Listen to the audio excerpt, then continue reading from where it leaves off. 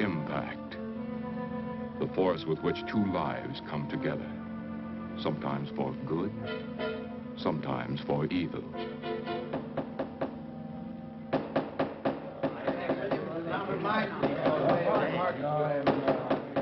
I say, Williams, down the line on this. I'm definitely against it. Can't forget we have our stockholders to answer to. Phone Mrs. Williams, Della. Tell her to be ready in about an hour, and I'll pick her up. Yes, sir. You phone San Rafael and see if those papers are on the way over from the executive. Yes, Will.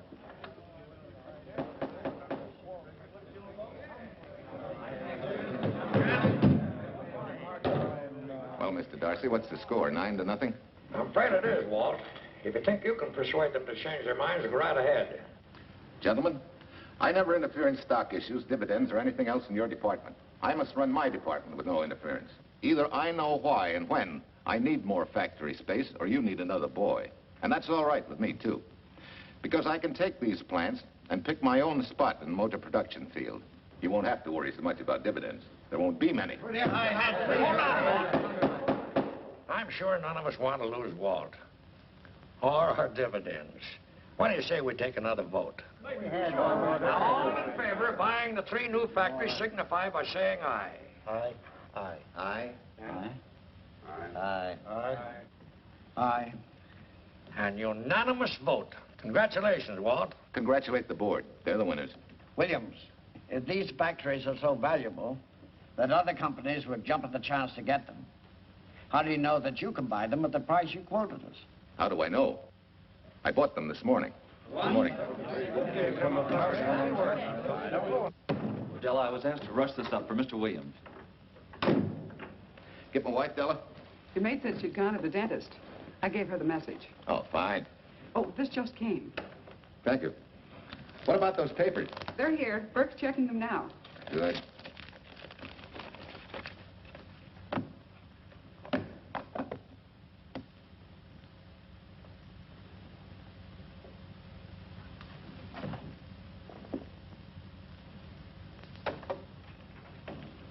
Congratulations, Walt. Take a look at Clause 4. Those provisions haven't been clarified yet. Oh, no? I want to leave for Tahoe right away. Get Judge Deering on the phone, will you? Never mind. I can get faster action if I run out to San Rafael myself and stick with them till they're right. Yeah? Mrs. Williams on 3. Oh, put the blueprints of that new diesel in, will you? I want Jackson to see him. Hi, Duchess. I'm afraid now we won't be able to leave till about 5 o'clock. What? You're not going with me, but I counted on it. But I thought as soon as Dr. Harris took care of whatever it was, I'd feel better. I don't. Stupid thing still aches, and I certainly wouldn't be a very desirable driving companion. No, seriously, darling, you run along and buy your little factories and hurry home. I'll send you back to the office. And cheat me out of my goodbye kiss? Not a chance. I've got to drive over to San Rafael. I'll stop on the way. Love me? Bye, dear.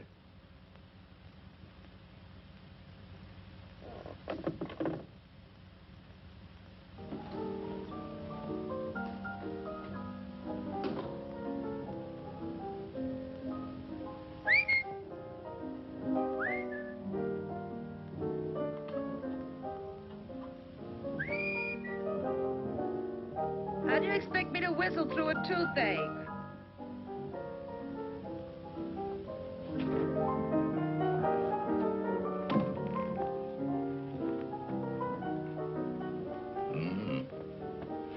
Nothing in the whole world smells as sweet as you do, Duchess. Certainly don't feel sweet. I was grouchy as an old bear. Well, old Doc Williams can give you something to fix that. Close your eyes. Relax now. Take a look at that and see if you don't feel better. Oh, Walt. Oh, darling, it's beautiful.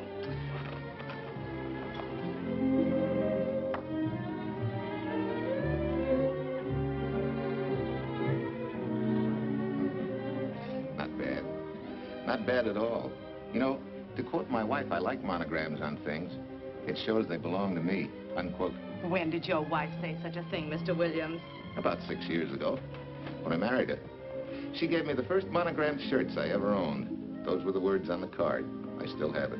I certainly hope your board of directors never discovers what a softy you are. They won't, don't worry.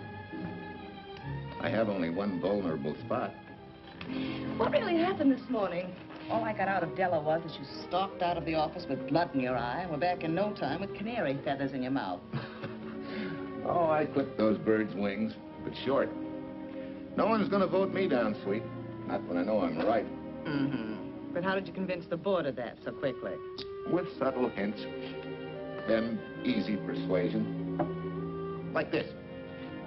Either I get what I want, or you get yourself another boy. And that's all right with me, too. Oh, Tom! What a clumsy ox. I'm sorry, Duchess.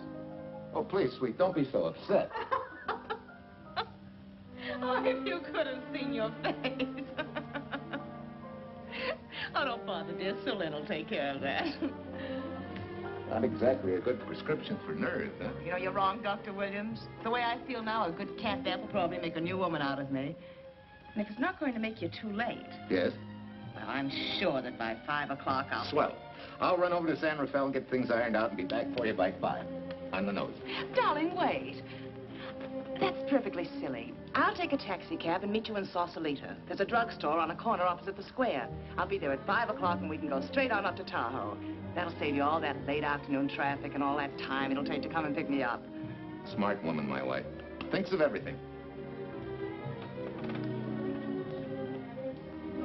Where's your bag, honey? Oh, Sue Lynn still has some things to press for me. You sure you don't mind taking a taxi? Very sure. Sweet dreams, Duchess. See you at 5. Better get going. Bye, honey.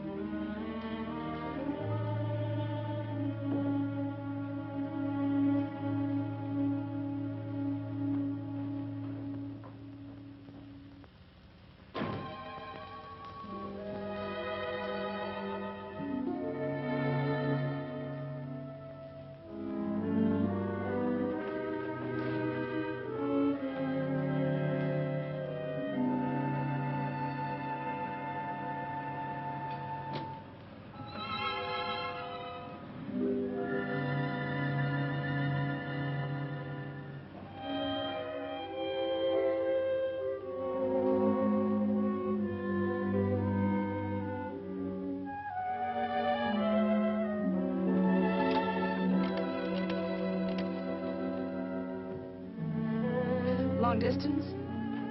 I want Berkeley 79721. Hello. Ah, hiya, beautiful. Yeah.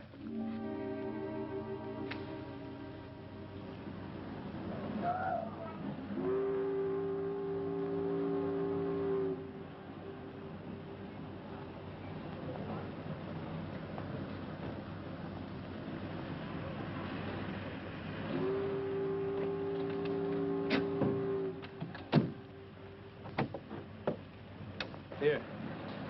Don't forget, turn this stuff over to a bellboy at the airport hotel in Oakland. Tell him to hold it for Jack Burns. Jack Burns, the airport hotel. That's right. I'll be checking in later. What do I owe you? $1.15 a here. All the stuff back to Oakland. Yeah, here. Buy yourself a new key. Thanks.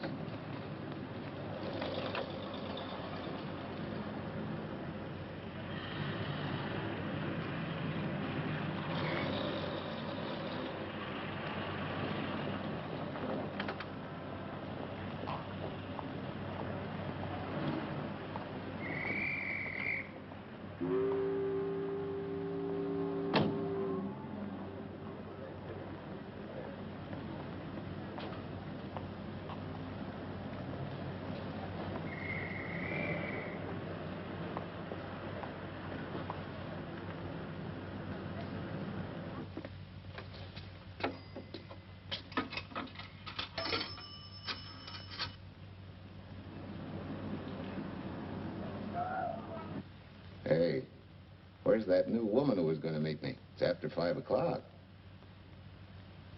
Oh, gee, I was so sure you were going to be okay. Maybe you better get yourself another dentist, huh? Of course I understand, honey, of course. Just to prove it to you, I'm coming right on home. No, you really mustn't, darling. I'm going to be perfectly all right, really. And besides... Besides what? Well, I've done something you're not going to like. You remember Aunt Margaret back in Illinois? You mean the old gal in Evanston? I'm way ahead of you. How much? Well, it isn't money this time. It's another relative, her favorite nephew, Jim Torrance.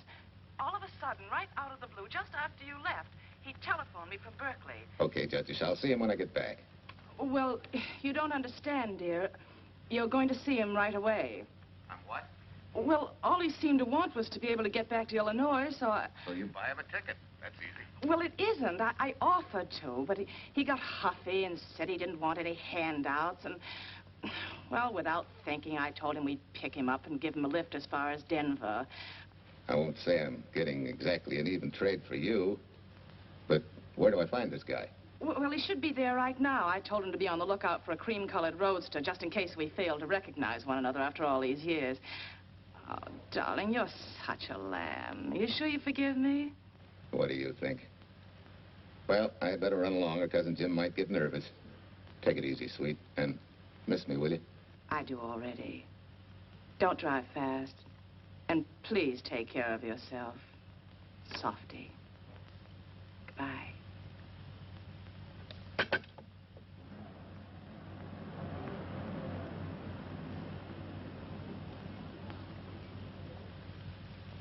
Hello, Della? Yeah, Mrs. Williams wasn't able to go with me. Now, while I'm gone, you see that she gets her roses every morning. That's right. But this time on all the cards, put love from Softy. Yeah, S-O-F-T-Y.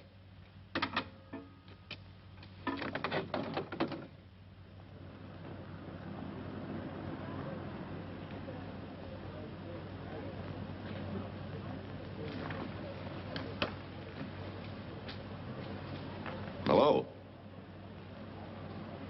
You must be Jim Torrance. Yeah, that's me. I'm Walt Williams. Hiya, Jim. Hi.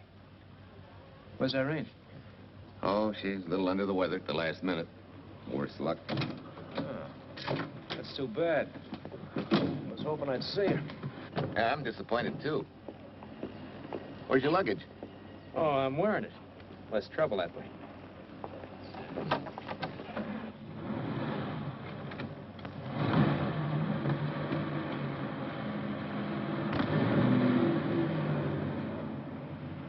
Irene tells me you're heading for Illinois. Yeah. Going been a little rough, huh?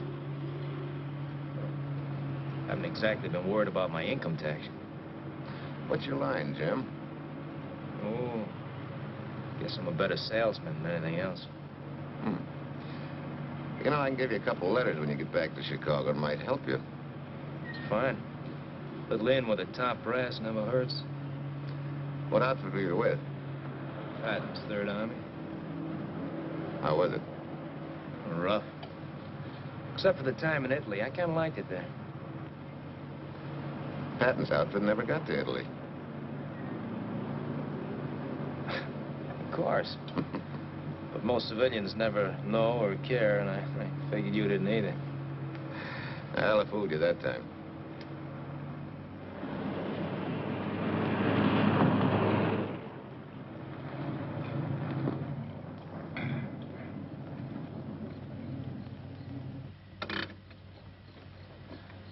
Our last chance to chow for a while. How about it?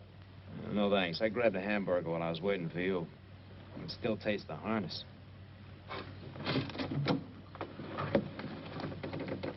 Sure you won't change your mind? No, I'm gonna grab a little shut-eye. Right.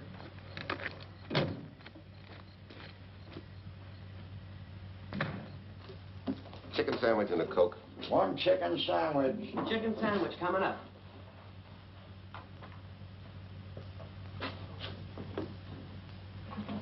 Give me change for $1, will you? Yes, sir.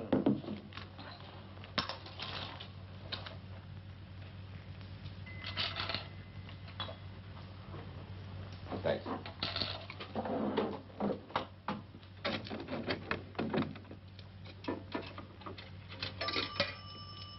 Francisco. Klondike 2, 6714.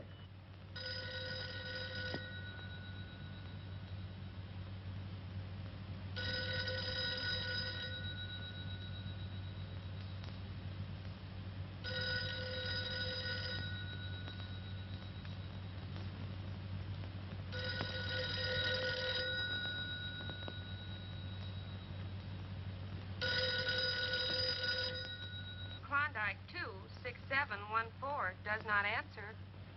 Oh. Well, try Sutter 1, 2599, please. Bayview Apartments. Oh, yes, Mr. Williams. No, your maid isn't there tonight, sir. Well, she said Mrs. Williams was taking something to make her sleep and wasn't to be disturbed. But perhaps... No, don't disturb her. Just leave a message that I won't forget about a certain problem. Mm-hmm. I think I have it, sir. You want her to forget all about a certain problem. Softy, is that S-O-F-T-Y, sir? Softy is going to take care of it thoroughly. Is that all? Yes, that's all. She'll understand. Be sure she gets it the first thing in the morning. Right.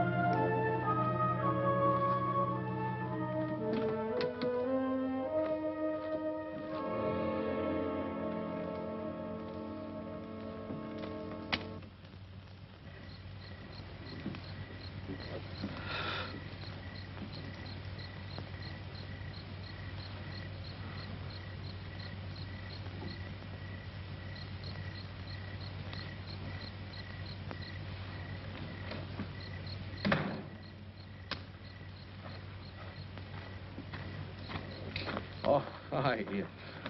It's been so long since I've been behind the wheel of anything but a Caterpillar or a Jeep, I had to find out what a real buggy feels like. Why don't you drive for a while? Oh, swell. Nothing would suit me better.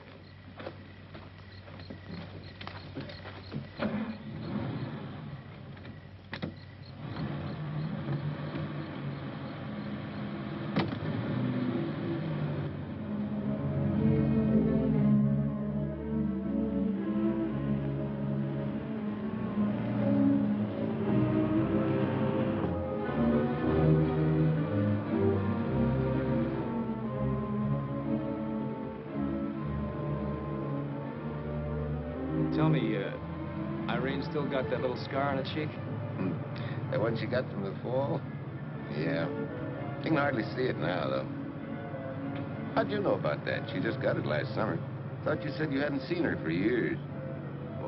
Oh, from Aunt Margaret, of course. How else? She always sends me the news in her letters.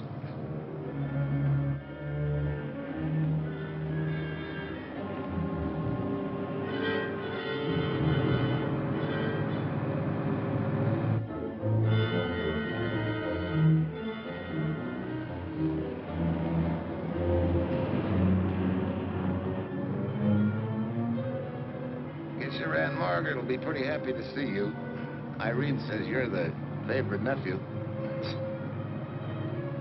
Afraid my lovely cousin was just giving me a build-up for your benefit. You don't know Irene. Maybe not.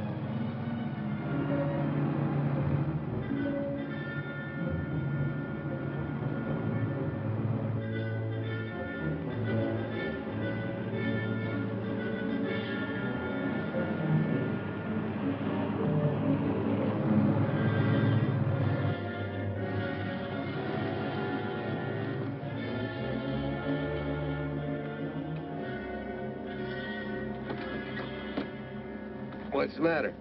I think we got a flat.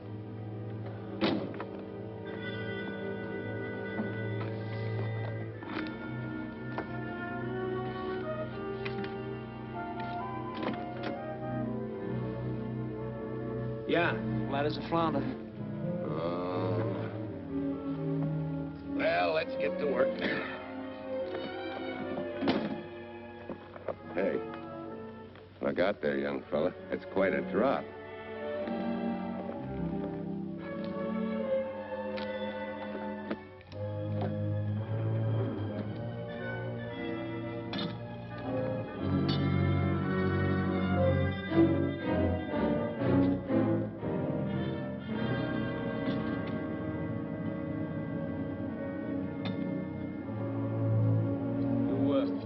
You got a flashlight? I think I have. Get the jack. I'll take a look.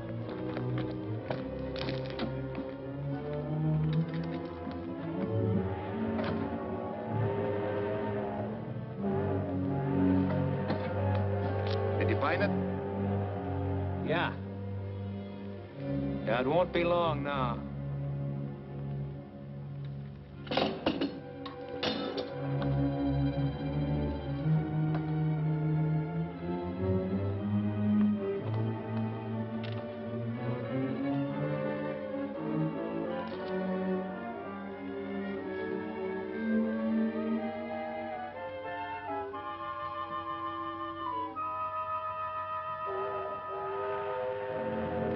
Come on, let's get going. Wait a minute. Did one of your cufflinks fall out? Huh? Something dropped. I heard it fall right down there at your feet. Hmm. Well, he must have rolled under the car.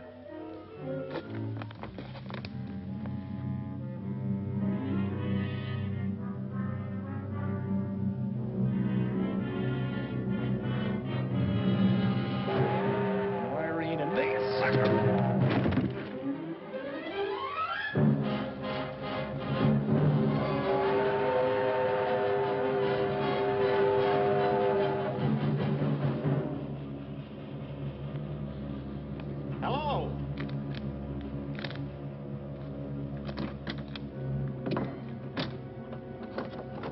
Need a hand? No.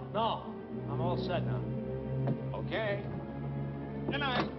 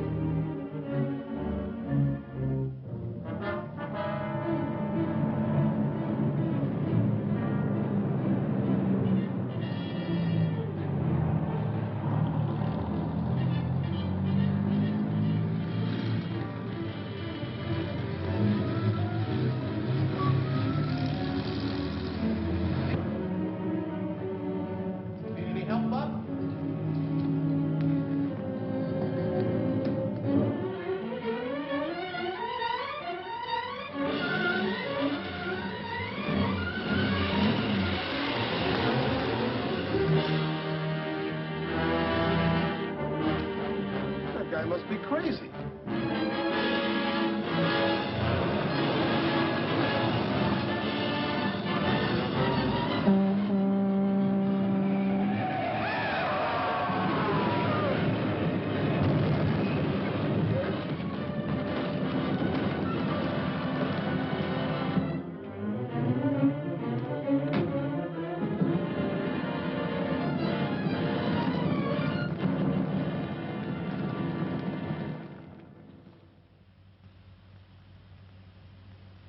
Now, in case my husband should be late and have to rush for his plane, this will be taken care of. Thank you.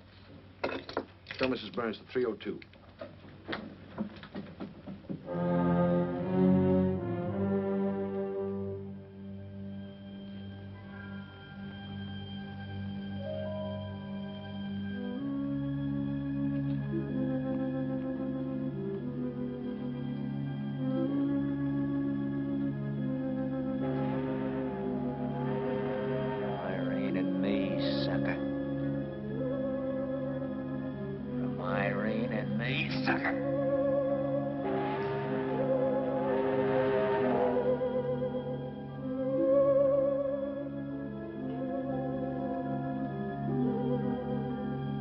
Take care of yourself.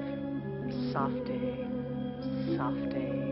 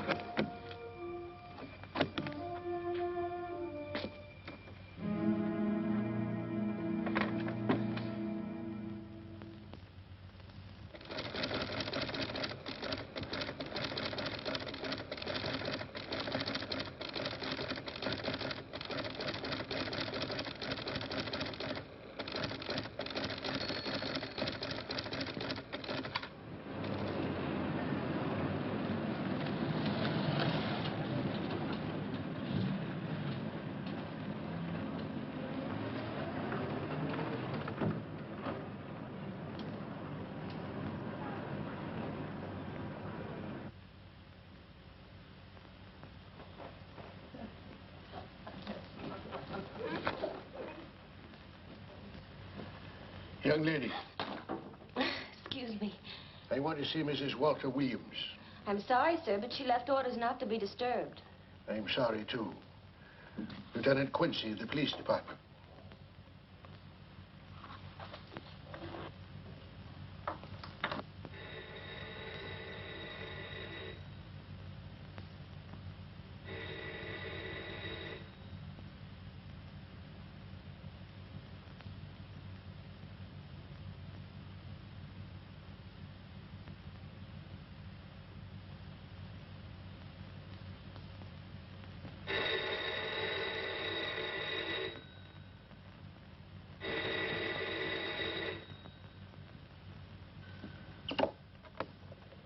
Hello?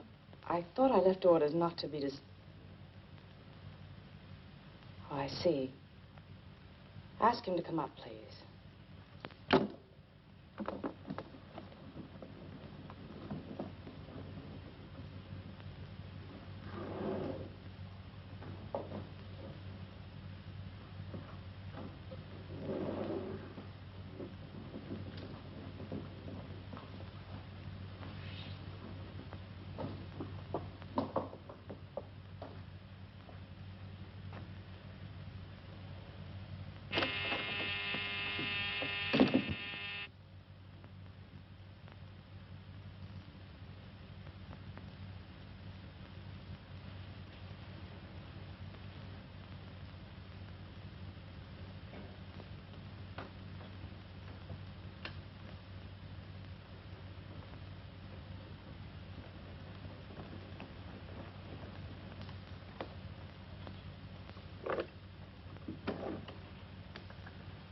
Yes? I'm Lieutenant Quincy with the police department. I'm sorry to disturb you at this hour, but...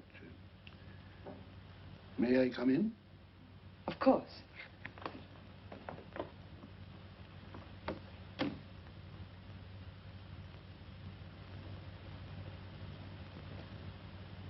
Well, Lieutenant? Did your husband go on a motor trip late this afternoon? Why, yes, he went to Denver on business. Why? Was he driving a Packard roadster? Yes. Is anything wrong? I'm afraid there is. Won't you sit down? Has something happened to my husband? Yes, Mrs. Williams. He's dead, isn't he? Yes. Oh, Walt, I knew something like this would happen. I begged him time and again not to pick up hitchhikers. But it wasn't a hitchhiker, Mrs. Williams. It was just an accident. He ran into a truck, a gasoline truck. You mean there was fire? He must have been driving pretty fast. I don't think he felt anything after the crash.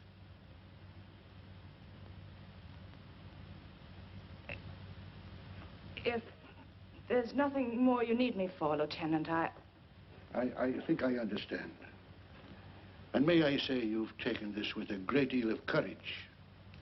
Good night, Mrs. Williams.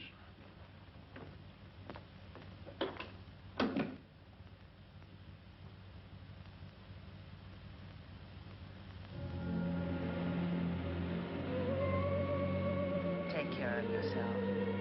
Softly. From Irene and me. Softly.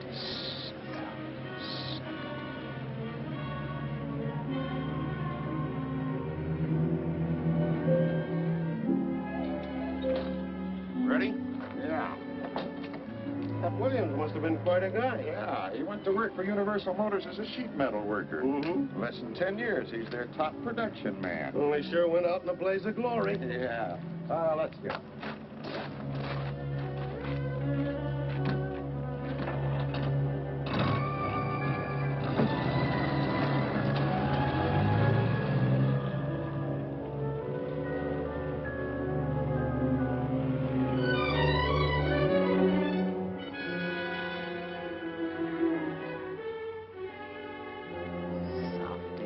From Irene and me. Sucker. Sucker. Sucker.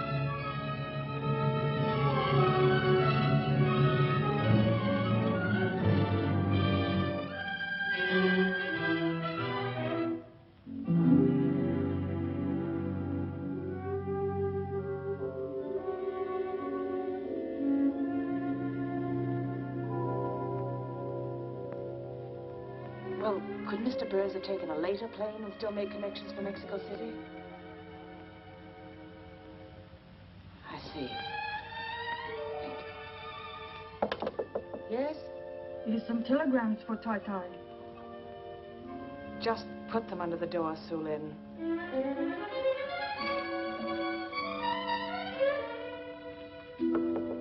Please, Tai-Tai, a policeman Quincy most anxious to see you. Ask him to wait, Sulin.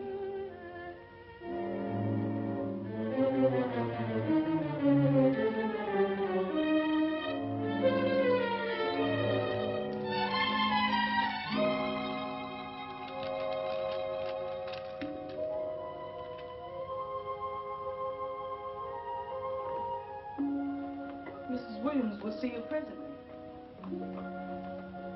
Well, wait, please.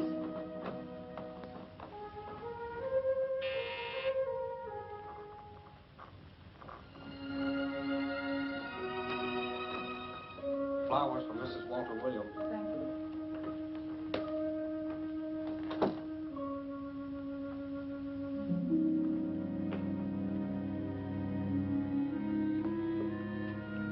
Roses like Mr. Williams always sending when he's away. You seem to have been very fond of Mr. Williams. Sulin is honored to have served him 5 years, and he... I'm sorry to keep you waiting, Lieutenant. I wouldn't be disturbing you again if it wasn't necessary. And I won't be keeping you but a moment. You're being very considerate. Won't you sit down?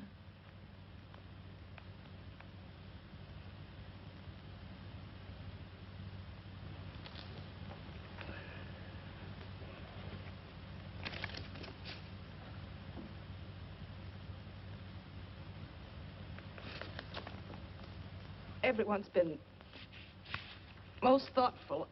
And why shouldn't they be? Forgive me. I'm all right now. What was it, Lieutenant? The state police would like to have some information. They found some wavy skid marks for quite a distance on the road, as if the car had been out of control when it crashed. Tell me, was Mr. Williams a reckless driver? Why, no. He was a fast driver, but certainly not reckless. Well, was he a heavy drinker? Quite the contrary. Well, what about his health? Could he have had a heart attack and lost consciousness before the accident? Why, no. He was in perfect health, but he'd been working much too hard lately and was overtired. Perhaps he fell asleep at the wheel last night. Oh, poor darling. If only I'd been able to go with him last night, he might still be alive. Well, maybe so and maybe not. You mustn't blame yourself, Mrs. Williams. Fate plays an important part in these matters. Your handkerchief.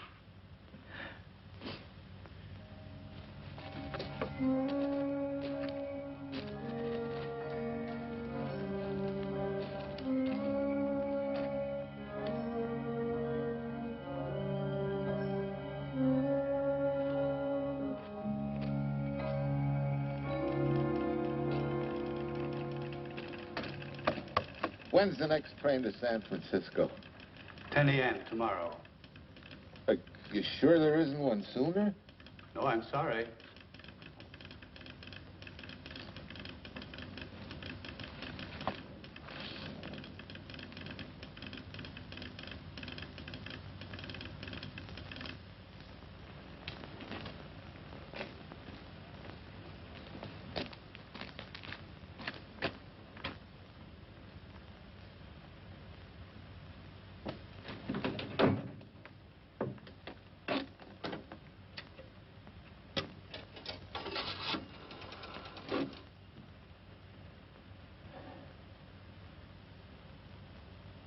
We have a circuit now, sir. Evanston. Calling Mrs. Margaret Hubbard's residence in Evanston. One moment, please.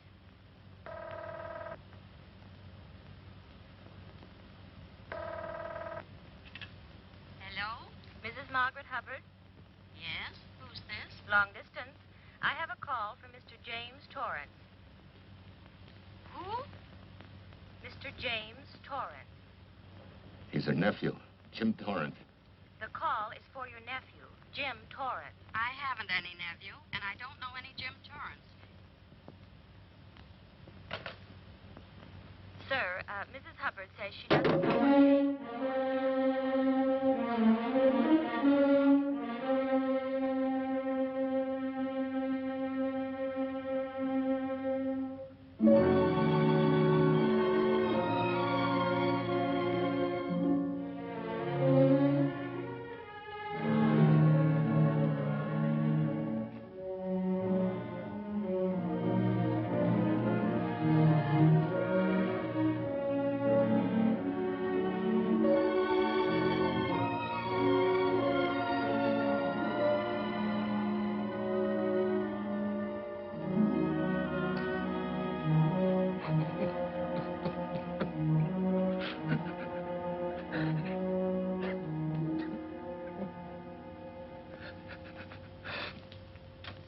What's the matter, son? Looks like you need a doctor. Doctor? I can't leave the station, but old Doc Bender's just across the road there.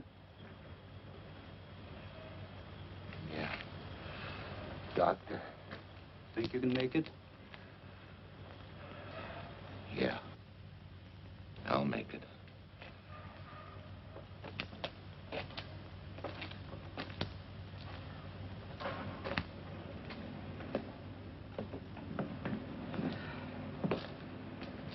Now, take it easy, man. There's some concussion there. You've got to watch your step for a while. Yeah.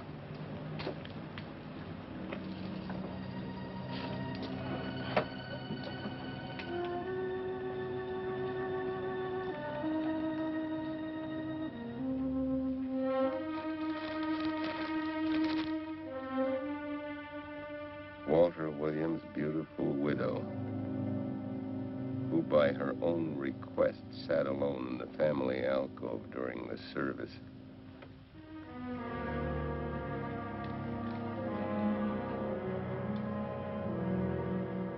Smart. Someone might have caught her licking her chops.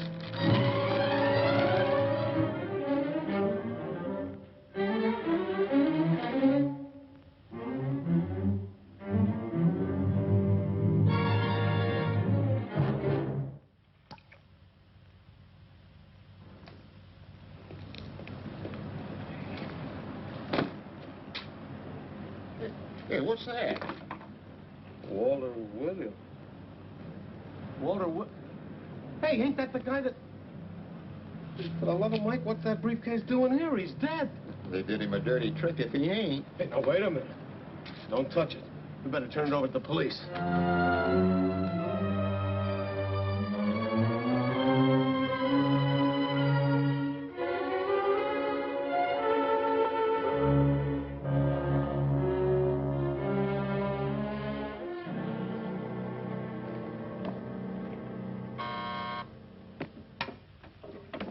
Homicide, Captain Callahan.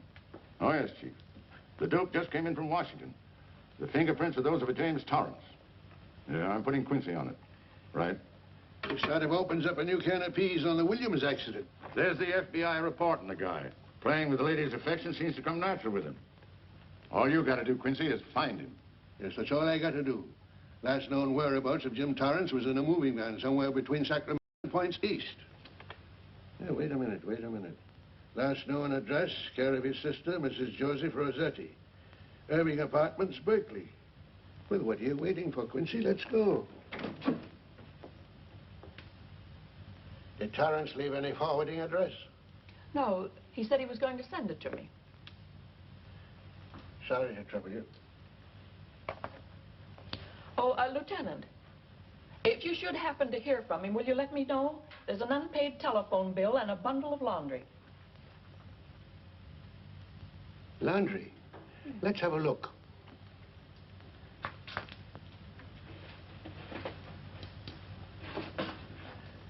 I may have to take this along with me. Not without a receipt, you don't. You mean you don't trust the police? In my business, you don't trust anybody. Mine, too. Holy St. Valentine's Day. Look, he had the same thing on his shirts, too.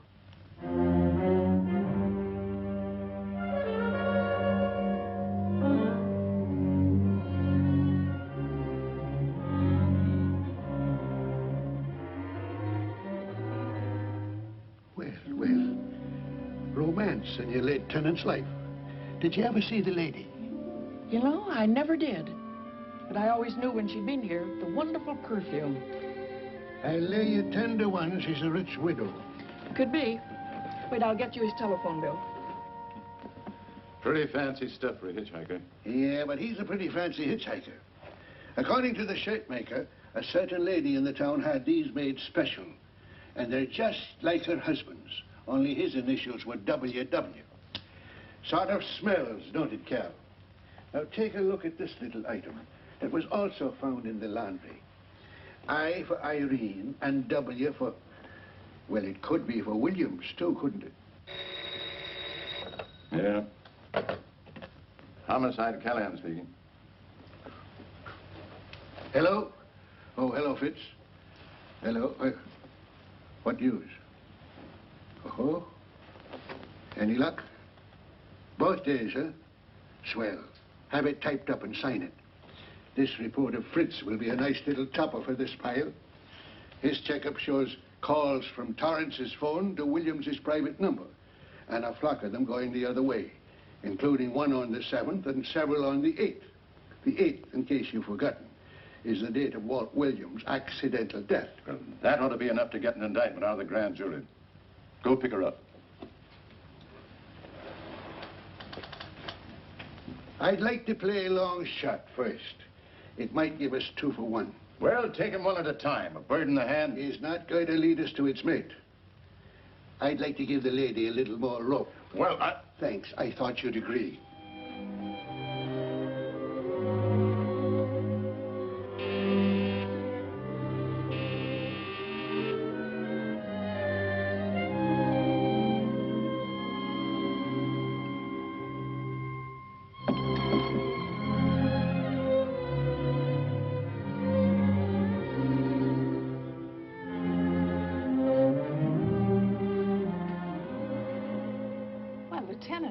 You just caught me. I'm glad. I have some rather startling news I thought you should know before it hits the headlines. Come in. Thank you.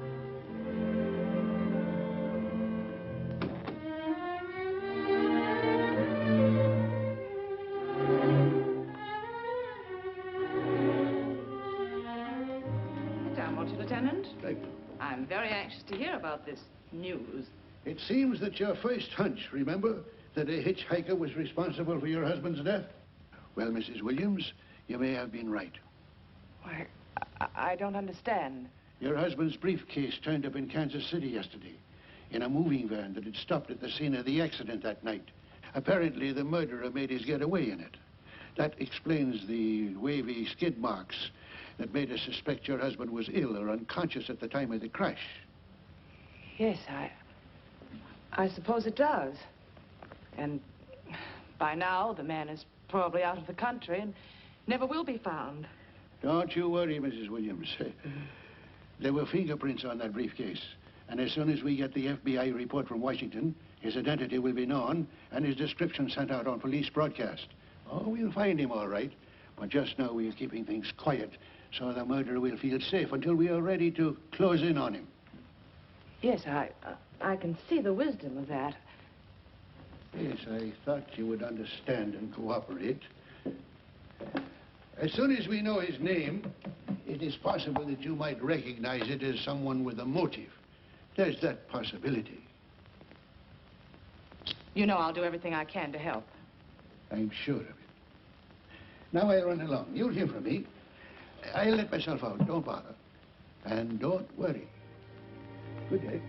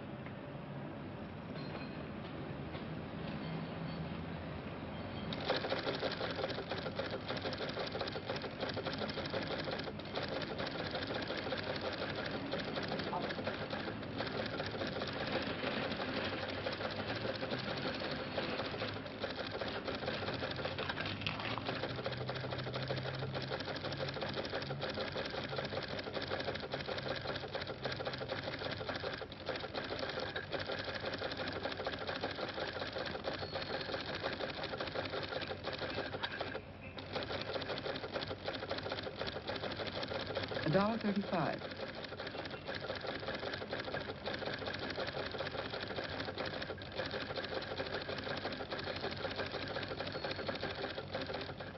See, everything after the letter J in the first name has been obliterated by heavy writing over it. The only impress letters legible are those between words or before them, like RNS at the end of this name here, and the Hotel Santa here before the word Evanston. Well, Tom, don't you think it's about time you retired? Why, there isn't even evidence there of Mrs. Williams' intent to communicate with Torrance. And who do you think she beat a path to the telegraph office to wire to? The League of Decency? I'll tell you what I think, that you should have brought her in when I first told you to. By the time we get her now, she'll have figured out a way to tip Torrance off. He'd be that much tougher to find. Not unless she's tipped him off from your office. Ernie's got her on ice waiting for you.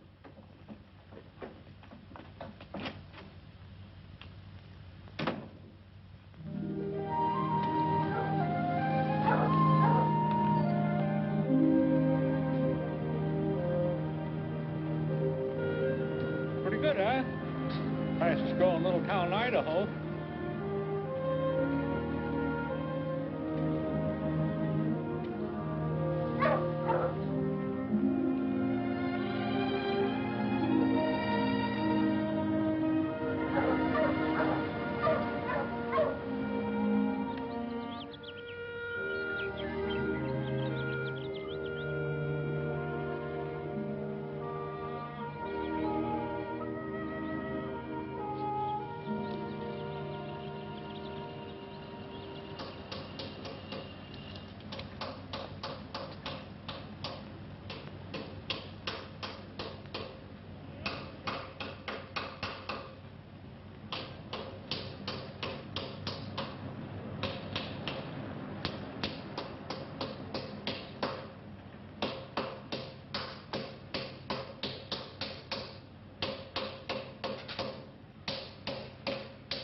Have a heart, son. You trying to wreck that engine? Oh. Sure. It's a hobby of mine. The way you're going at it, you can't miss.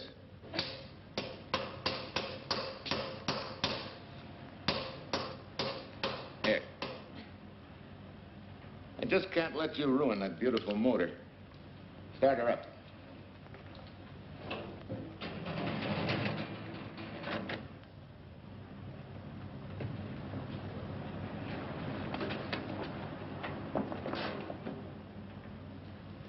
Okay, start her up.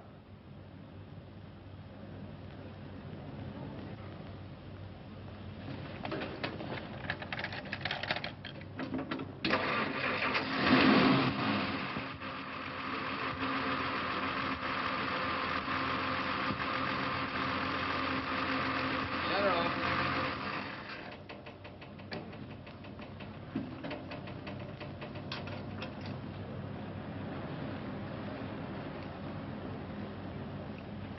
You're certainly not a mechanic by trade. Hands like that. Maybe it's a hobby of mine.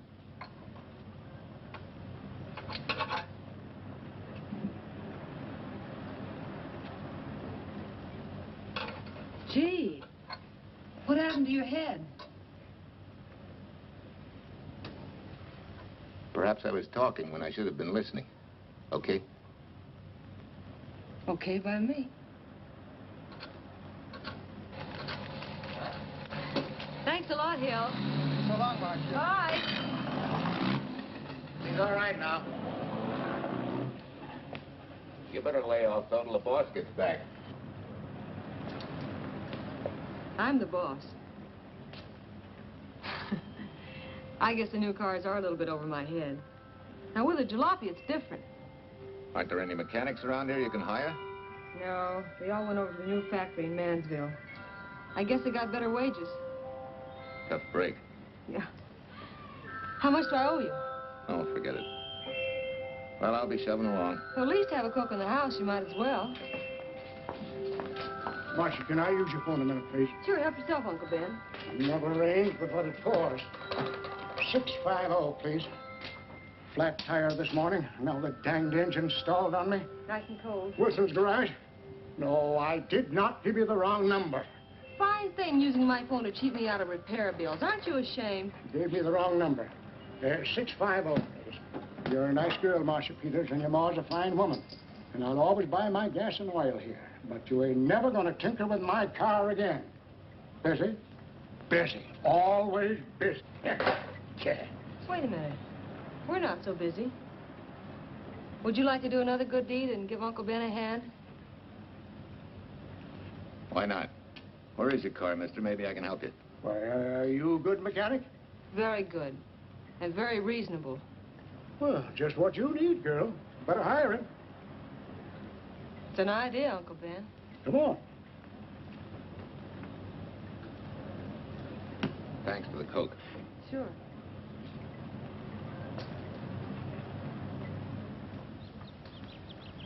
Well, I got Uncle Ben fixed up all right. Nothing but a sticky carburetor valve. Bye. I hope he paid you. What for? It only took a minute. You're certainly not money conscious, stranger. There. This is no kind of work for a girl. Well, somebody has to do it if I want to stay in business. And I want to.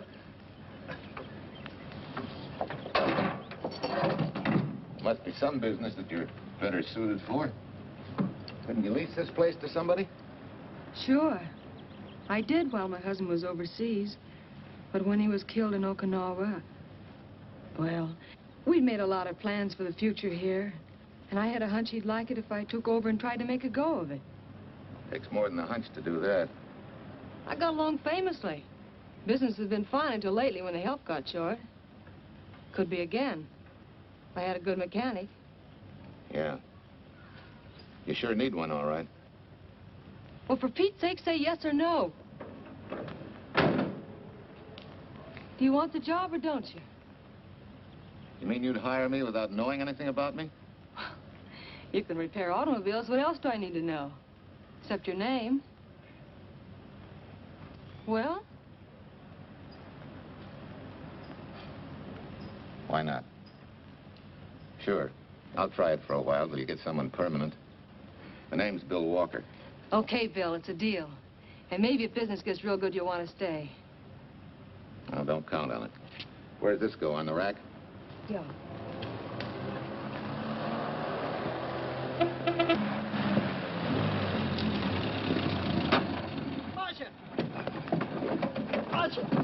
It happened. It's a boy, 8.5 pounds. Pair of shoulders like a prize fighter. Well, congratulations, Papa. How's Jane? Ah, perfect. Everything's perfect. Gotta get down to the store and tell the gang. Almost forgot. Oh, gee, thanks, Ed. I'm sorry, I won't have enough for the gang. Yippee!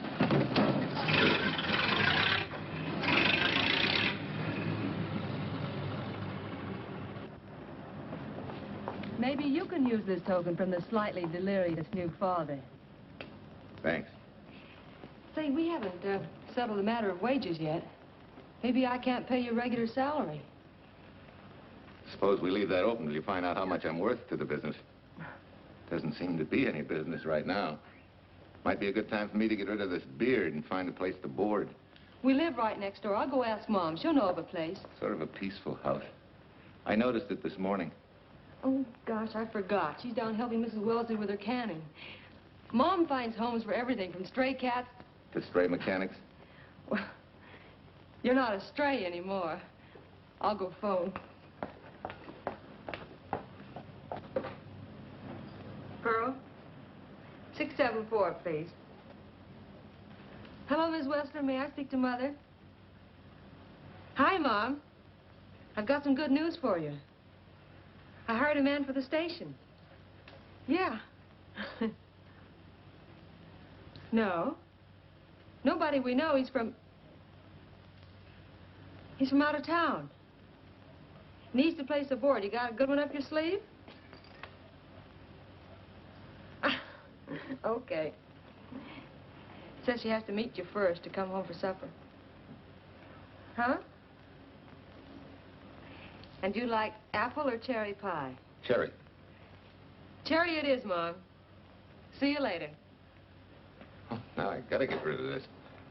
Hey, where's the nearest barber shop? The one and only, just up 2 blocks. Tell Judd you're working for me. When you get back, we'll close up and go home. Thanks.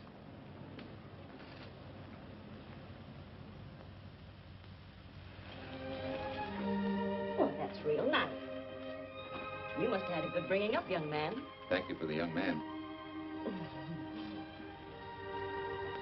We thank thee, O Lord, for thy bounty, and ask thy blessing on this food and on the new friend who shares it with us.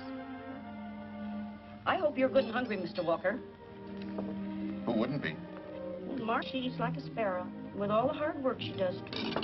May I have your plate, please? Well, she can start taking it easy now. Boss, the help. Thank you. She never takes anything easy. Has to put her whole heart and soul into everything she does. Well, now that you're through with me, Mom, how about Bill? Have you thought of a place for him to stay? Well, why can't he stay right here? We have a spare bedroom going to waste. And I think you like my cooking. Like it? That's very kind of you, Mrs. King, but it seems an imposition. Imposition, nothing. That's good business. I can get back what I pay you in board and room. Well, Marcia, what a thing to say. If you'd like to stay, we'd like to have you. We have some more vegetables. Mrs. King, you have a boarder. May I have a biscuit, please? Oh, excuse me.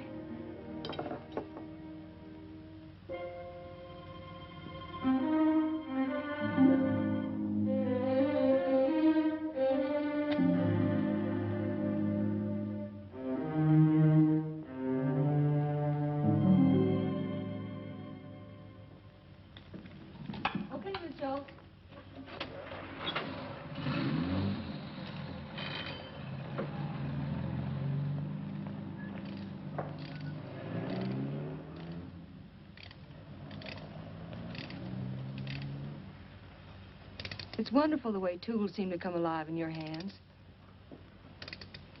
You seem to sort of come alive, too. As though you got real pleasure out of working with them. I do. When you're doing a job with them, you can't think of anything else.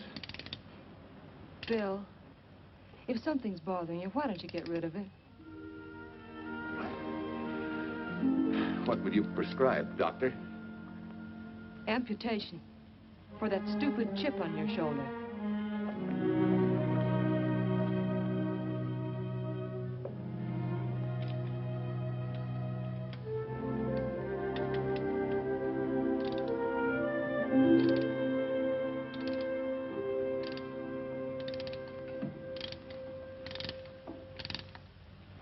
What you need is a ring job. Save yourself some money. Gee, Bill, with the baby and everything, I just can't afford it now. Oh, we'll take care of that. Hey, boss. How's Ed's credit? Good enough for a ring job? Well, sure, if I can hold Junior as collateral. Oh, not a chance, fella. Never mind her. I'll do it on my own time. Oh, thanks, Bill. Maybe we'll see you tonight, huh?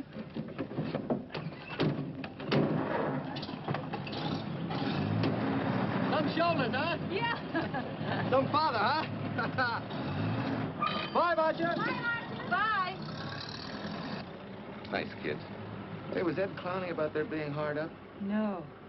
Things have been pretty tough for him ever since he got out of the service. Fix a car for him, Bill, and only charge him for the labor, okay? Then he gets it for free. I'd already figured on knocking that off. Say, we could make it an anniversary present. Anniversary of what? Junior's arrival, and mine, 3 months ago today. Time certainly flies. That was a lucky day when you came to MP service. Your work's been bringing in a lot of business. Glad of that. Hated to have fallen down on Mom and you. Say, look, boss, why don't we three celebrate tonight and go to the movies? Ed said he and Jane were going. Well, that lets Mom out. She'll be babysitting. I'd love to go, Bill. I haven't been in ages. Here's your opportunity. Go to work.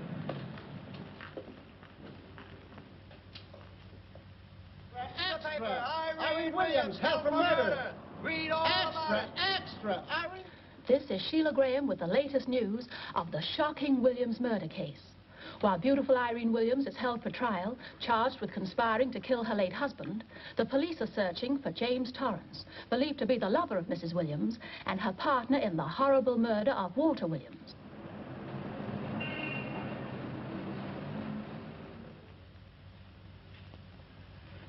If I'm handling your case, my dear Mrs. Williams, I want 1/3 of everything you get. You're out of your mind. You don't realize what I'll get as Walt's widow. Perhaps you don't realize the spot you're in. Torrance's fingerprints were found not only on your husband's briefcase, but, in a manner of speaking, on your reputation as well. There's a detective named Quincy, a very smart cookie. He isn't exactly for you. Frankly, Mr. Warner, I'm beginning to wonder if my attorney is for me. Underestimating the enemy's ammunition would scarcely be wise. Now, if we can get to trial before Torrance is found, they'll never get a conviction. But... But what? If he shows up, we may have to fry him. Oh, no. Let's not cross that bridge until we have to. But if it comes to a choice, we're not going to burn, are we?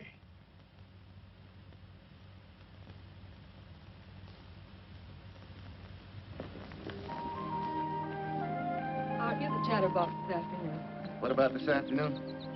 Oh, I'm sorry, boss. I guess it was wool gathering. You're only supposed to do that in the spring. Is there anything you don't know? Yes. What's San Francisco got that we haven't?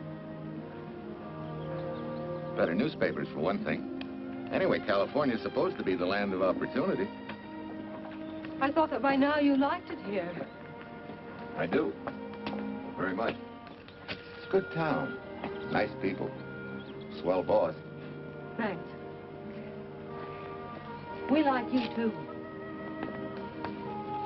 No fooling, Bill. You'd be surprised how many people ask questions about you. What kind of questions?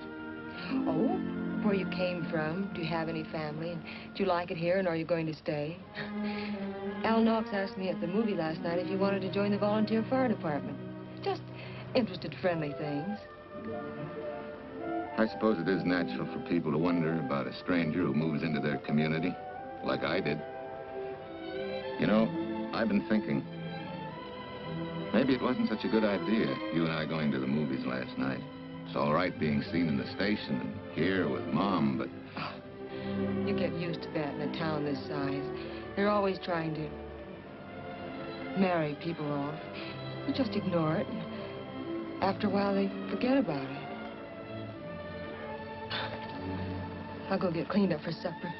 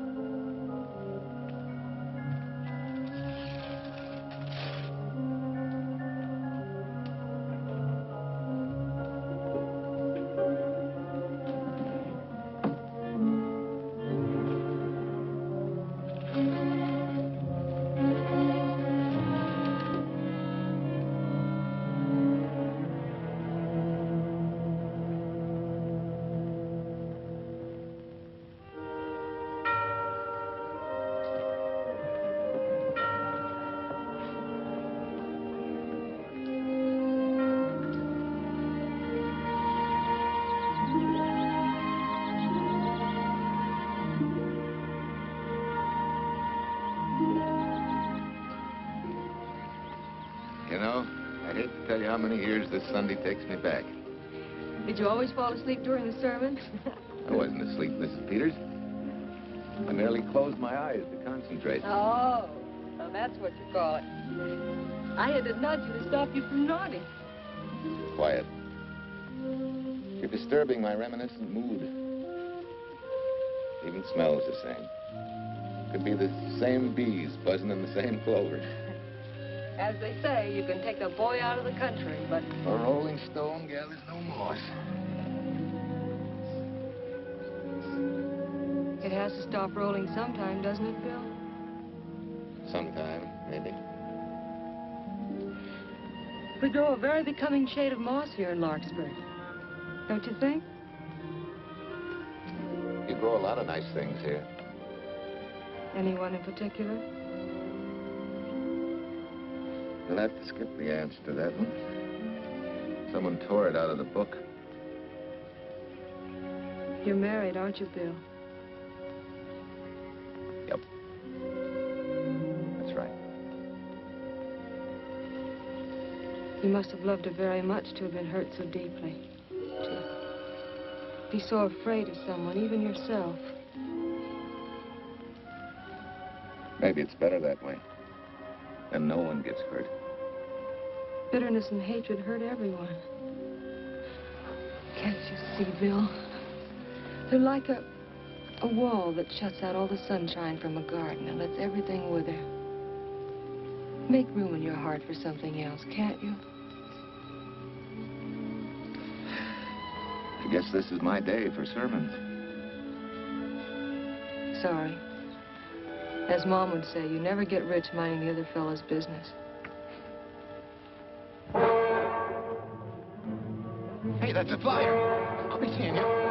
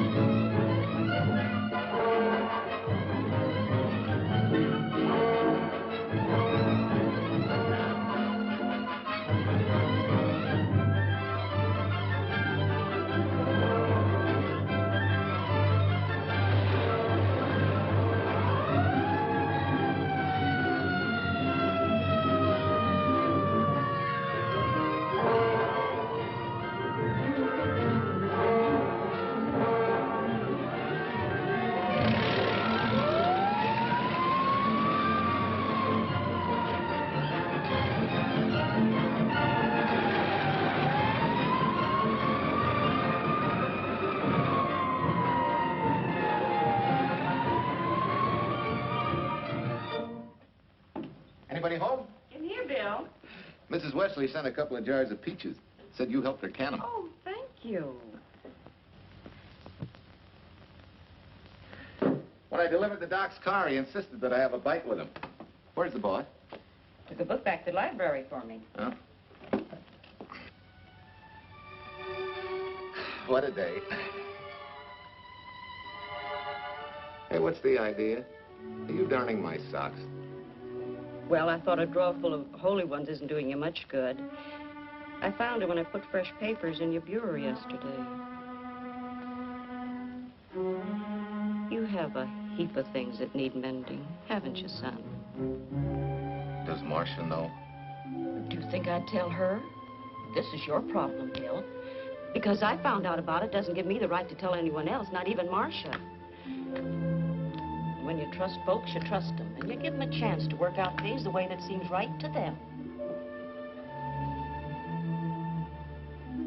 How can one little woman be so big? Don't forget, it's a lot easier to be tolerant and understanding at 50 than it is at 25. Yeah, Mom. I'm going next door for a while. Grandma Thompson's ill.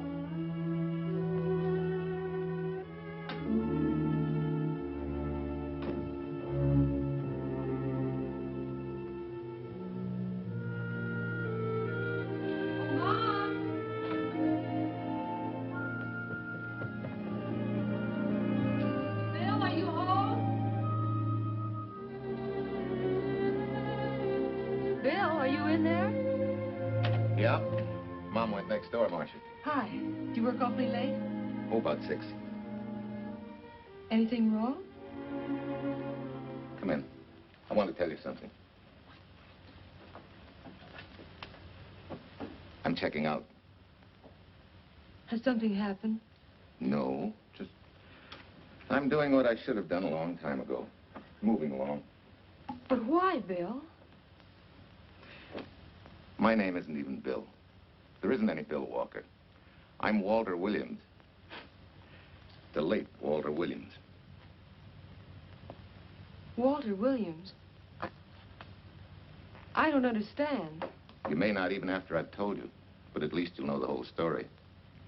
Sit down, please.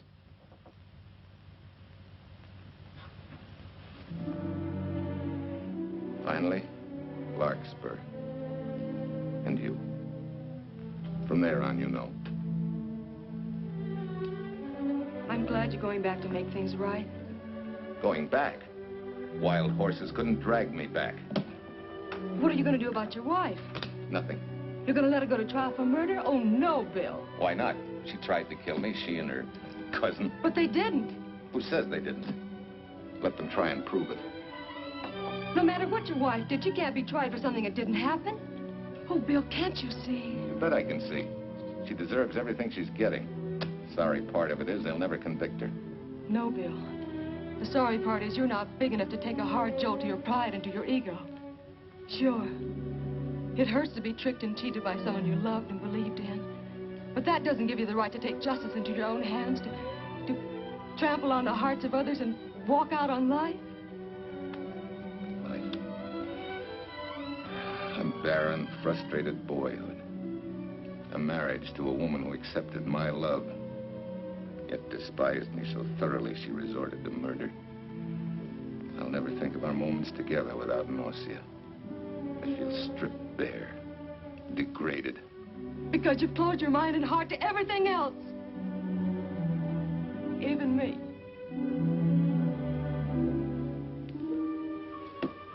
Oh, Bill, please.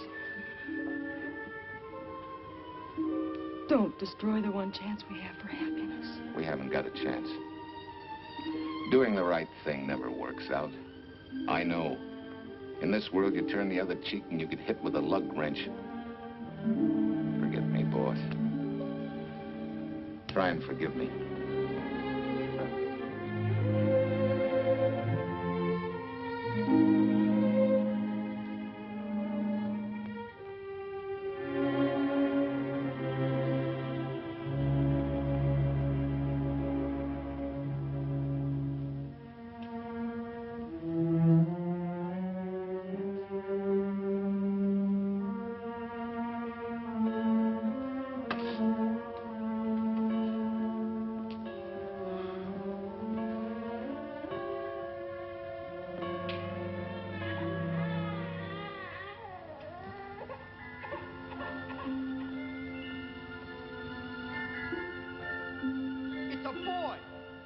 Shoulders like a prize fighter. You know, I hate to tell you how many years this Sunday takes me back. You have a heap of things that need mending, haven't you, son?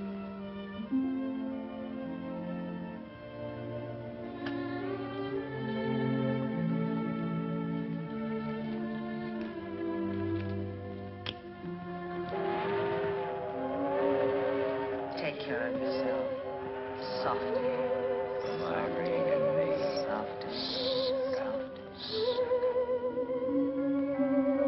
You're not big enough to take a hard jolt to your pride and to your ego. Sure. It hurts to be tricked and cheated by someone you loved and believed in. But that doesn't give you the right to take justice into your own hands. Trample on the hearts of others and walk out on life. Oh, Bill, please. Don't destroy the one chance we have for happiness.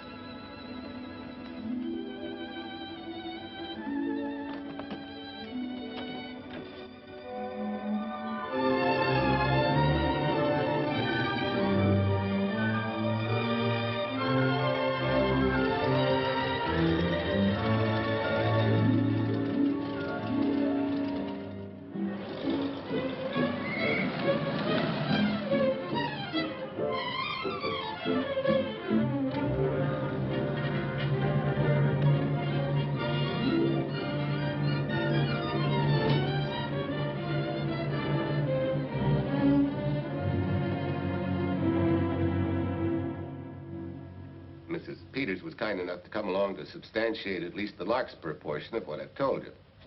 Very thoughtful of you, Mrs. Peters. Mr. Williams, when you read in the newspaper that the hitchhiker who attacked you had been, well, a close friend of your wife's for some time, it must have been a great shock to you. I didn't come here to discuss my emotional reactions, Lieutenant. If you need me for anything further, Captain, my office will know where to reach me. Let's go, Marshal. Just a minute, Mr. Williams. We'll need your signed statement for the grand jury when we ask for your wife's release. It won't take long to be typed. Yeah? All right.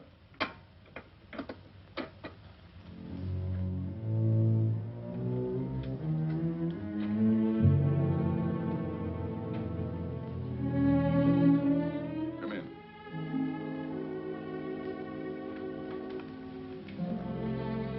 Sit down.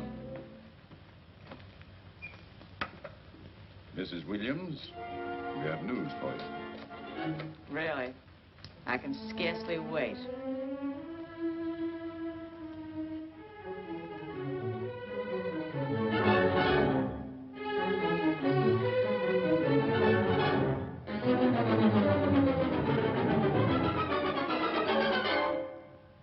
It seems it was Torrance who was in the car when it crashed. Jim? Dead?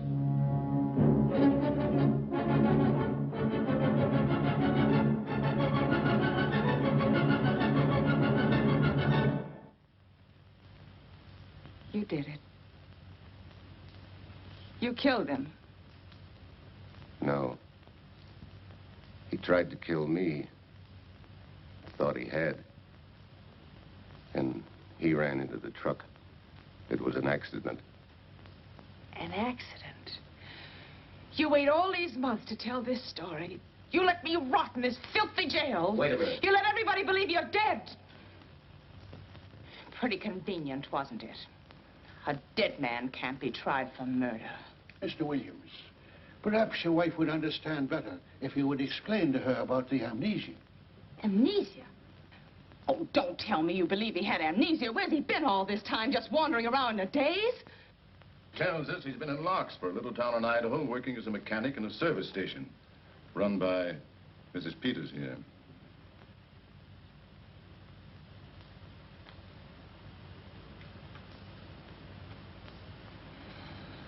I understand perfectly. Now that my chance for happiness is dead, I suppose you'll demand the divorce I begged you to give me so that I could marry Jim. That's fantastic. Yes, isn't it? After you telling us that the man you picked up was a perfect stranger. Well, that's not true. The time and place for meeting Jim had all been arranged. I must advise you, there's a law that a wife can't testify against her husband. There's a law against murder, too, but that didn't stop him, and nothing's going to stop me until I'm through. It's all right with me, Captain. Go on. Talk your head off.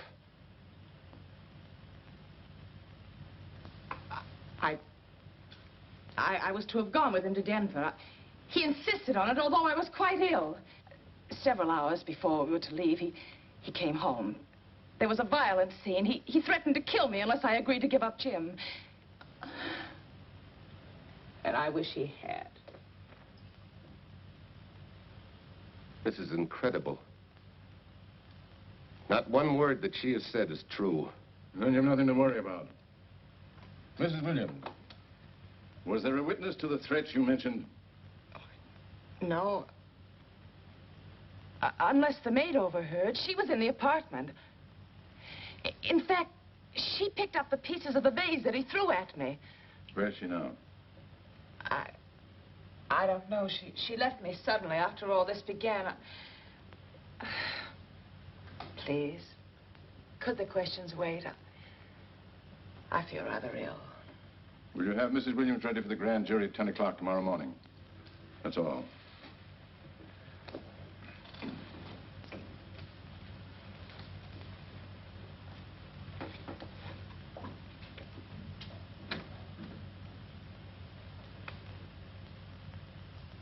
We're going to hold you too, Williams.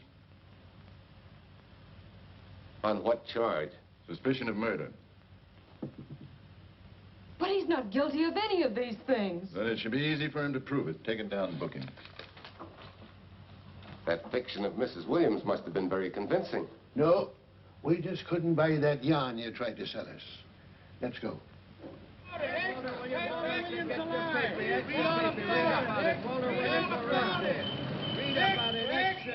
What's the White Freed and murder charge? Extra, get your paper. Walter Williams charged with murdering wife's lover. Extra, get your paper. Irene Williams goes free. Husband held. Extra, get your paper. White Freed and murder charge. Walter Williams charged with murdering wife's lover. And Daly's going to cover Williams' office. Okay, boys, hop to it. I want all I can get by 10 a.m. tomorrow for the grand jury. Okay, Chief. Oh, Tom, don't miss a bit. Dig up everything you can on Williams and the Peters dame. You sort of believed Irene Williams' story, didn't you, Ben? She made better sense than he did. Well, sure, she's a better liar than he is. Don't forget, I went all through her grieving widowhood with her. She's a bad customer. Well, that's for the grand jury to decide, and Williams insisted on letting her talk. So it's his funeral. Funeral, all right. Especially with that yarn he told. But murder's out of character for him. There's a few pieces missing somewhere. There might be in Idaho, if it's not too much out of character for you to get going. You're going to miss me, Cal, when I retire next year. Maybe I'll join Private Eye and solve your cases for you.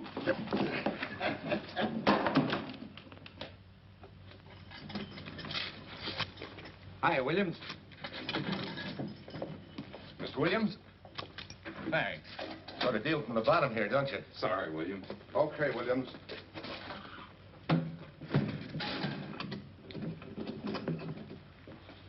Well, not very good news, judging from your faces. Well, Walt, the grand jury returned indictment against you. Mrs. Williams was released. I see. Now, don't you worry, Walt. We'll have you back at work where you're needed, and in short order. Come on, Eldridge. There's a visitor waiting far more attractive than old fogies. We're just leaving, Mrs. Peters, but remember, don't hesitate to call on me for anything. Thank you so much.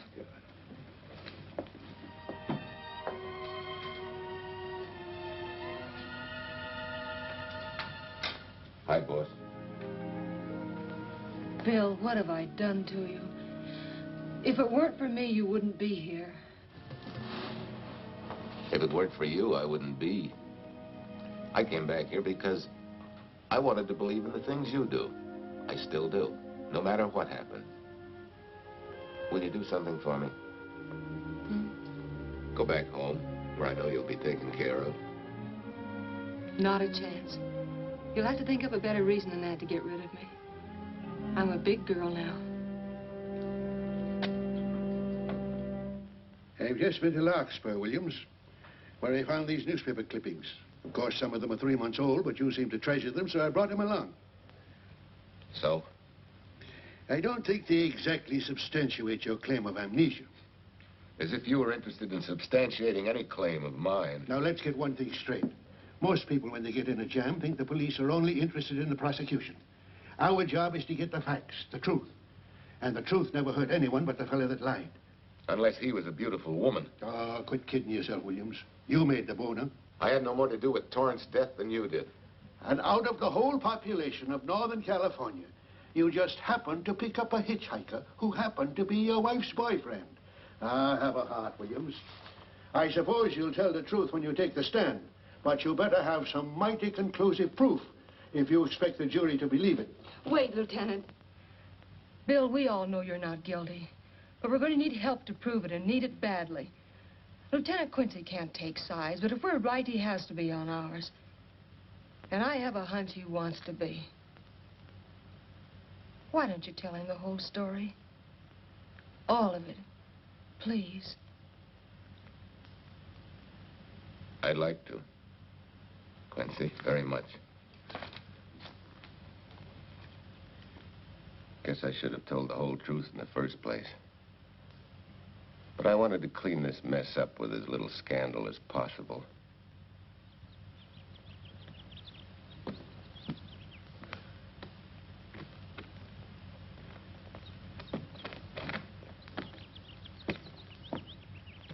Well? No sign of the lug wrench or anything. My dear Mrs. Peters, will you please stop trying to be a detective? How many times do you think the police have combed this spot for any kind of evidence? Now, be a nice girl. Take Mr. Williams' advice. Go back to Larkspur. What time is it? It's only 4 o'clock. We still have time to go back to town and go on our hunt for Sue Lynn. Now, look here, young woman. You've had me on the run since early morning. But, Lieutenant, the maid seems to be our only hope now. We've got to keep looking till we find her, that's all. That's all? Wait. She was naturalized, wasn't she? Suffering chopsticks. Quincy, you dumb flatfoot. This Sue, what's her name, was Chinese born. If her port of entry was San Francisco, there'd still be a file on her, photo and all. Let's go. Back to town. Immigration.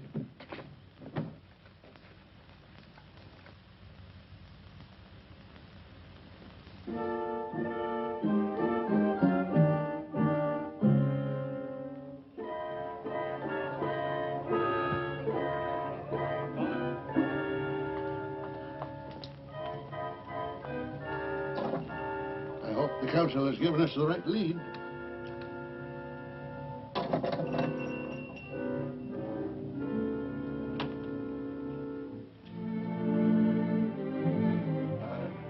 You are Singh? Understand? You savvy English? Also French, Italian, and Hebrew. May one ask what is desired? We're looking for Su Ling Chung. The Chinese consul said you were her uncle and might tell us what she is. This daughter of my brother, has she offended the honorable police? Oh, no.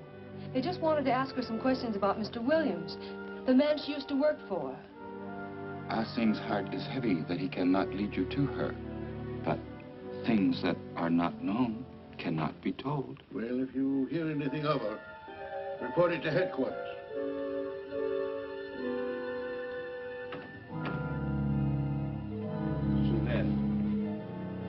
Untruth is not good for soul, and not wisdom when told to policemen. Better for the soul to be kind than to be wise. Sulin must keep silence to help in this matter.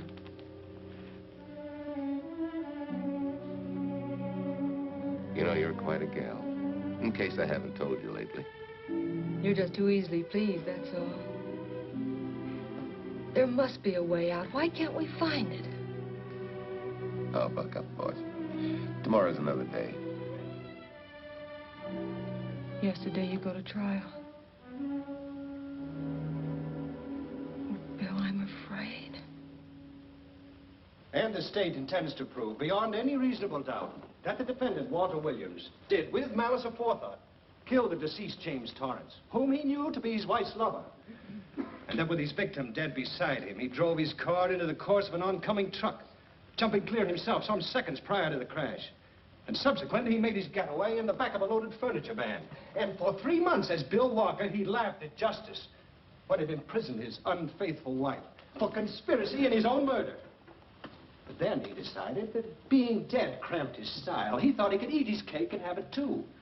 So he returned, most anxious to explain his long absence and to right the dreadful mistake that had imprisoned his wife for 3 months. Ladies and gentlemen, it was a cold-blooded, premeditated murder and must be punished to the fullest extent of the law. Call the first witness, please. Captain Callahan, did Walter Williams tell you what suddenly cured his amnesia after 3 months? No, he did not. But he did tell you the man that struck the blow which caused the amnesia was a total stranger, a hitchhiker he had picked up. Yes? And that he knew nothing of this man's identity or relationship with his wife until he suddenly recovered from his amnesia and heard or read the details. That's what he said. That's all. Thank you, Captain. Your witness, Counselor. No questions. No. I saw no signs of amnesia, but definite concussion. He was a bit evasive in answering questions, but not vague or unsure. In your opinion, Doctor, could this head injury have been caused by a fall? Yes. If the head had struck on some object, such as a stone or a metal pipe. That's all, thank you. Your witness. Dr. Bender, are you familiar with a tool known as a lug wrench for changing automobile wheels? I'm afraid I am, sir. I've had a regular epidemic of flat tires lately. Well, then, in your opinion, could this head injury which you treated have been caused by a blow from a lug wrench? Yes. It could have been caused by that, too. Thank you, Doctor. The ones with the earliest dates, you will notice, are heavily creased, as though they'd been carried in a wallet or a coat pocket. Thank you. Lieutenant Quincy, will you kindly tell the court where you found these newspaper clippings? In the bedroom occupied by Mr. Williams and Mrs. Peters' home in Larkspur, Idaho. Is this your handwriting, Miss Revere? Yes, sir. And that's the message, at least our record carbon of it. Would you read it to the court, please? June 9th, 8:32 p.m. Message from Mrs. Walter Williams, Penthouse D.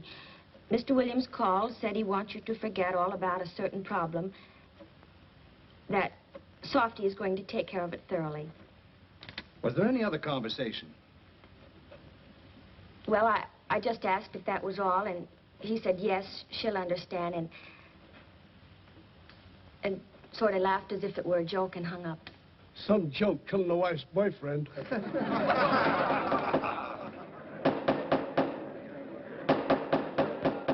is the state versus Walter Williams. All the rounds so far have gone to the prosecution, And it was a grim-faced Williams who was returned to his cell this afternoon. What the score will be after he takes the stand is anybody's guess, but he's going to need some lucky punches to get a decision. And though Torrance struck with intent to kill, after telling you this is from Irene and me, sucker, you still telephoned Illinois to find out if there was a Cousin Jim. You are hard to convince, aren't you, Mr. Williams? Is it so incredible that a man should fight against believing such a thing about his wife? Oh, that is very touching. From a husband who planned a trip on which he intended to destroy his wife and did kill her lover. That's a lie. Your Honor, I object to the conclusions drawn by the prosecutor and move that it be stricken from the records. But, Your Honor, there is a corpus delicti, remember? Who was your wife's lover. Objection sustained. There's also her own story, which in front of witnesses you insisted she tell. And then we have your own two different stories from your own lips. One featuring a perfectly strange hitchhiker, the second an equally strange Cousin Jim, without a questionable substantiation for either bit of fiction.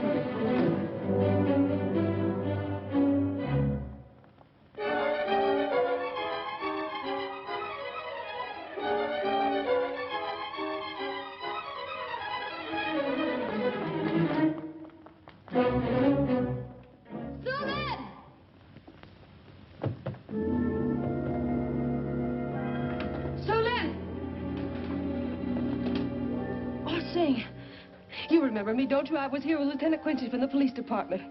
I just followed Celine up the stairs. I saw her come in here. You must be mistaken. I'm not mistaken. She's here. I must see her. Ah, Sing, don't you understand? It's to save a man from prison, even from death. I will send her to you.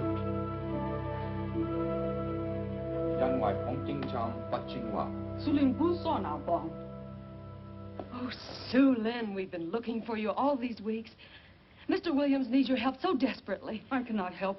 You must forget that you found Sue Lynn. Forget it? But you're his only witness. You're the only one that can help. Not as a witness. Only with silence can I repay his great kindness to me and my family in China. Why? For I heard other things. That most unhappy day. From Mrs. Williams' bedroom, his voice very loud and angry. A flower vase broken to pieces. He can explain all that. They do not believe what he's already told.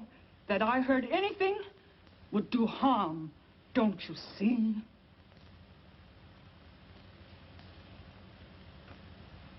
Yes. Much sorrow comes from women who know not honor and truth. And Mrs. Williams, she's not true, even to that Torrance man. What made you say that? That night when he was killed, her sickness was but wall of falsehood, behind which she could go secretly to a meeting place. You mean she went out that night? Sue Lynn, are you sure? Yes, because next morning in her bedroom I found street shoes that had been worn. Her coat on the closet floor, with its sleeves turned inside out, as though removed hurriedly. And in one pocket, a door key to some hotel. Sue Lynn, that's it. Proof that she and Torrance had planned to meet that night after he killed Mr. Williams. What hotel was it? Oh, I don't remember. The key. What did you do with it? Returned to coat pocket. Come on. We'll get to Lieutenant Quincy. He'll know what to do. And pray, Sue Lynn, every step of the way.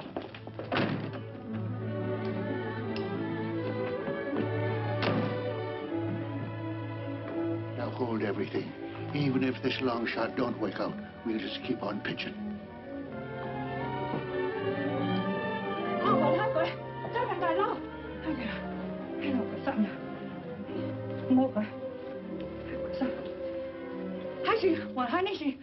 Here it is, yes. Room 302, Airport Hotel, Oakland. Maybe we got our miracle. A special little Chinese one. It is to hope that Sue Lynn was of small help to Mr. Williams. Oh, Sue Lynn. Come on, copper. Next stop, Oakland. A certain little lady's hotel rendezvous. I was on night duty then, all right, but I sure don't remember a looker like this. Quite a dish, eh? A little too highly seasoned for my digestion, thanks. Lieutenant, just found a couple of cars for room 302 on June 9th. George Baxter, checked out at noon. Mr. and Mrs. J. Burns. Room not slept in. J. Burns.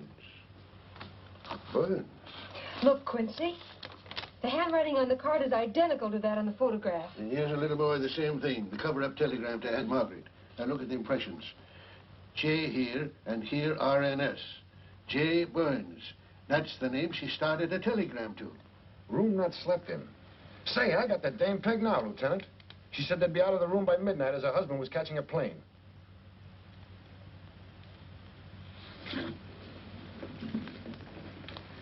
But Quincy... Reservation for Sam Andrews. Yes, sir. This ties it all up, doesn't it? Yeah, like a greased pig. What do you mean? We've got the evidence now, the proof. Of what? Sue Lynn's theory that Irene was playing the field? This evidence only proves that she came here to keep a date with a man named Burns. We can't even prove that he didn't keep the date. But you know he didn't. There wasn't any Burns. It was only a name that she and Torrance used. Fine. If you can prove that, Williams will be free. But none of this will prove it. Sorry, copper, but we are just up another blind alley. Willie? Yes, sir. There's a couple of sample cases from Mr. Sam Andrews. Came up from the station this morning. Take one to Parlor B right away. Sure thing, sir.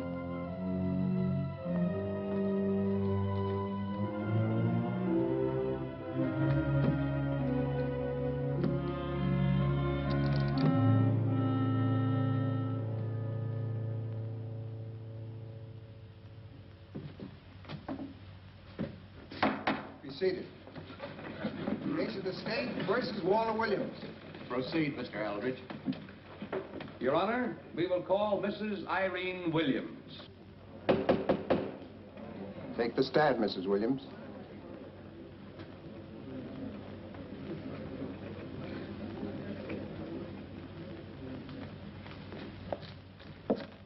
Raise your right hand.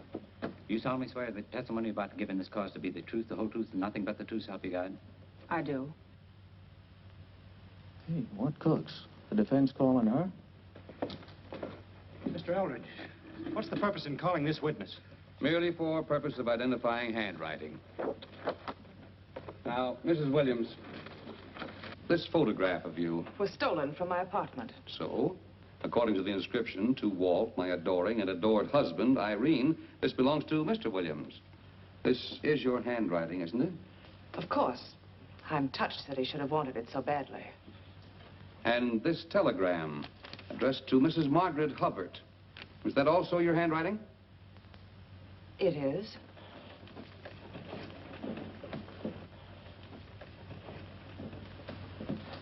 Now, Mrs. Burns, I mean Mrs. Williams, this photograph is inscribed to Jim, my adoring and adored Irene. Did you write this too? I see no point in all this. Merely answer counsel's questions. Did you write it? I did. And these letters addressed to Mr. James Torrance, did you write them? Yes.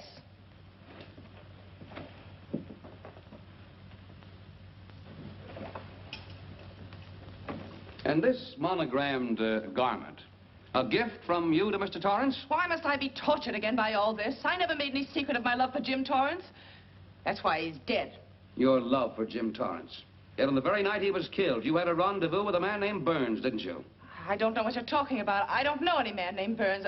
I was at home that night, very ill. Oh, yes, the sleeping pills. Well, you must walk in your sleep then, for you spent at least part of that night at the airport hotel in Oakland, where you registered for Mr. and Mrs. J. Burns. Don't waste the court's time trying to deny it. This is the registration card that you signed at 9:20 p.m.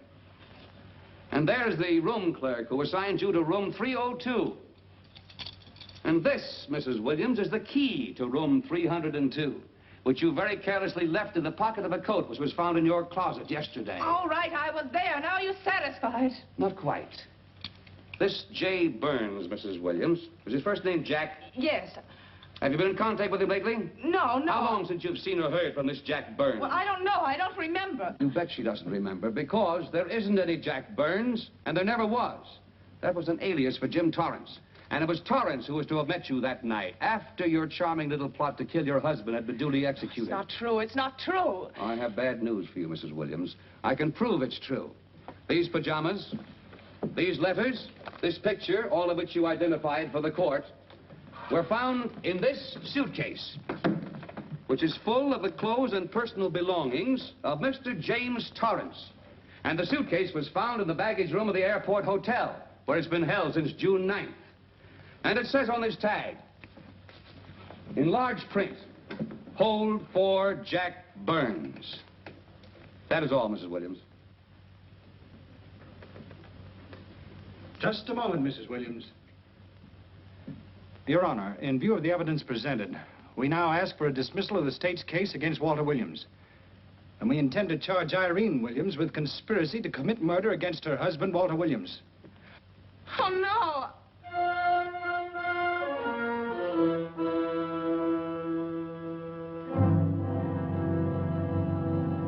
The case against Walter Williams dismissed. Court adjourned until 2 o'clock. Well, that's that, Walt. Congratulations, Mr. Williams. I haven't the words for it, Quincy, but we could never have made it without you. Ah, sure you could. You know, son, right always wins if you give it a little push. Especially when you get a copper like this one to do the pushing. Well, I'll be seeing you. You know, it'll seem kind of strange being able to eat and sleep without someone getting in your hair all the time. Oh, fine, Walt. We're looking forward to having your hand on the wheel again. The Denver plants are waiting for you to open them. You think you can make it in the morning? How about it, Counselor? You bet you can. Oh, good. Well, I'll be running along. Well, you think you like Denver? It's okay by me, boss. Yes, impact. The force with which two lives can come together. Sometimes for evil, sometimes for good.